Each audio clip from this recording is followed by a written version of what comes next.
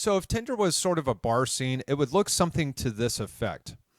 Chad would like walk into the bar and he'd say something like, "What's up, bitch? Do you like to juggle?" And she'd say, "Honestly, I don't know." And he'd say, "Well, here, you can juggle these balls in your mouth." And she'd say, "Oh, wow, Chad, you're so funny. You instantly got me wet. Come on, let's go bang in the bathroom." And off they go.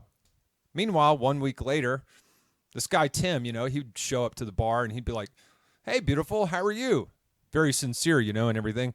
And the girl would respond, "I'm doing okay. Aren't you going to buy me a drink?"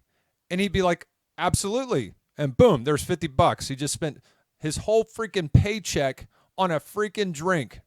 And then he's like, "So I was wondering, would you like to go out sometime for some ice cream?" And obviously the girl's like, "Well, to be honest, I'm just looking for marriage and I'm not here to hook up." And the guy's like, "That's not what I was asking. I was not asking if you wanted to hook up." And the girl responds, "Have a good night, Tim. You could just call me later."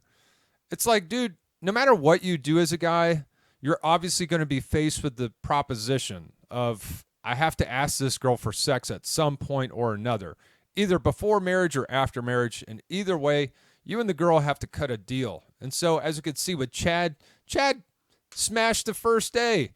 Tim, on the other hand, well, he gets nowhere.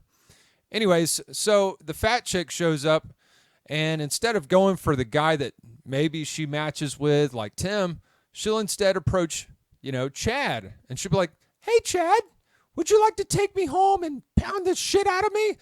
You can even bust inside and get me pregnant if you want." And Chad's like, to be honest, we're not even a match. You probably need to lose some weight, and if we hook up, it would only be like one time. So then Chad leaves, and the fat girl cries on Facebook, and she's like complaining to all her friends, and it's like, "Oh, people are fat shaming me, and this is unfair." And like people are showing all their support, and like all the dudes that are in her inbox are like, "Oh, I got you. If that man won't smash, I'll smash. I'll take care of you." Meanwhile, Tim, he cries and he goes on Reddit and he's like complaining about how his love life sucks and all this and that. And the good thing about online support is that people do show some love. And they're like, "Hey, man, just try again and, maybe work out a little bit." And, he doesn't really complain about too much other than the situation itself. All right. He holds himself accountable. He's like, "You know what? I'm feeling pretty bad." So, yeah, I mean, that's the thing is like, dude, if you hold yourself accountable and say, "Look, there's some mistakes I'm making and what can I do to improve?" People are going to offer some love and support that's going to help you.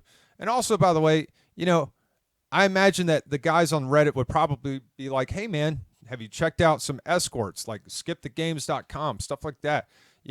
And then he could finally get his life together. He could figure out, well, hey, maybe this stuff really is overpriced, and he could actually find the girl that he wants.